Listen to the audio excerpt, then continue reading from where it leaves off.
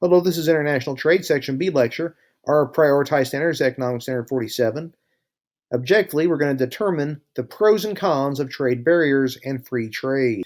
Now, despite the benefits of international trade, many nations restrict the free flow of goods and services through trade barriers, which are government actions designed to protect domestic industries and jobs from foreign competition. Barriers to trade are designed to make domestic products more competitive with foreign competition, with many different types of trade barriers. One of those types is tariffs. These are special taxes on imported goods. So the logic of a tariff is you make a competitor's product more expensive because you added a tariff to it, and therefore people will be more likely to buy your domestic version instead of the international version. Also, quotas. These are limits on the quantity of goods that can be produced abroad and sold domestically. So if you don't want to have to compete against, say, Japanese automobiles, you limit how many Japanese automobiles are allowed to be within the country every 1 year. So therefore, you have to compete less. Embargoes. These are laws that cut off both imports and exports from a country. So you basically cut off all trade from the country. So therefore, you can't get any products from that country if there's an embargo. Cartels. This is an explicit agreement among producers to fix prices and share markets. So it's similar to collusion. The difference is this is wide in the open. This is openly exposed. Everyone knows this is taking place. In the U.S., cartels are illegal. Other parts of the world, not as much. For instance, the Organization of Petroleum Exporting Countries are all the countries in the world that make most of the oil. So they actually came together at one point and determined that let's not compete against each other.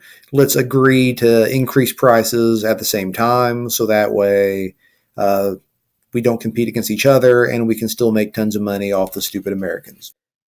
Now, subsidies. This is financial aid or support given to domestic businesses to promote domestic production of an industry.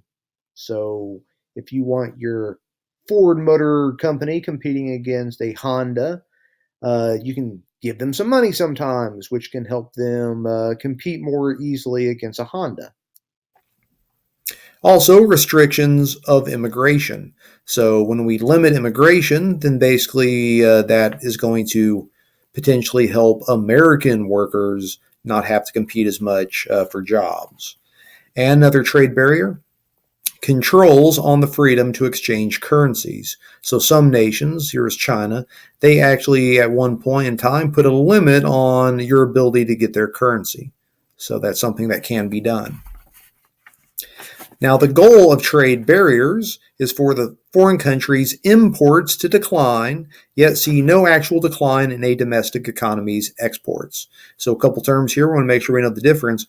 Imports, so these are goods bought from sellers in another nation. So things that are brought to you from another place are imports.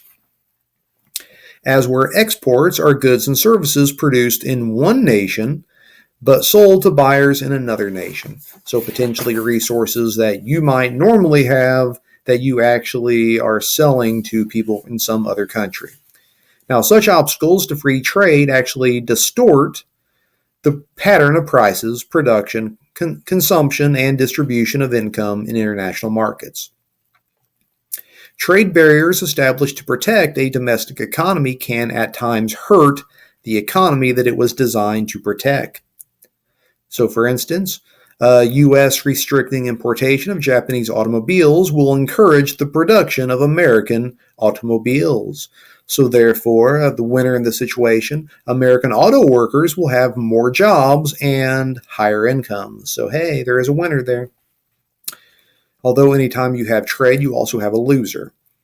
So, American consumers will actually pay higher prices for automobiles due to the decreased foreign competition. The fact that you don't have as many Japanese options anymore, which means you'll have to pay higher prices for those American automobiles.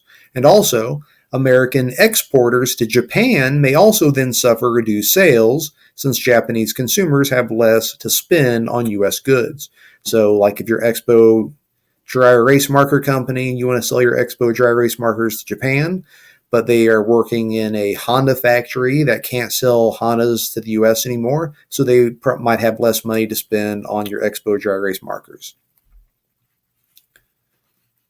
Now, because of trade barriers, patterns of production in the US and Japan may actually change in undesirable ways, with productive resources moving from more efficient into possibly less efficient uses. Most economists actually oppose the use of trade barriers and instead support free trade, which is international trade that is not subject to government regulation. Now, free trade among nations actually raises worldwide production levels and material standards of living. In the short run, some groups are actually likely to be hurt by the effects of increased international competition in a process that's referred to as, and we've talked about before, globalization. Now, globalization is the process where national economies, politics, cultures, and societies become integrated with each other. Now, some claim that globalization is responsible for much of the loss of manufacturing jobs in the U.S., which would be why many in the U.S. might actually favor trade barriers in the first place. So if we notice, this was when NAFTA started at this point. That's kind of when we saw manufacturing jobs start to decline. So with NAFTA, the North American Free Trade Agreement, kind of ushered in a new phase of globalization, but we also see that we are producing a lot less now. With nations increasingly embracing free trade, labor productivity has growing importance not only in the U.S., but also throughout the world. All right, this concludes International Trade Section B lecture. Our prioritized center was Economic Center 47, and objectively, now you can determine the pros and cons of trade barriers and free trade.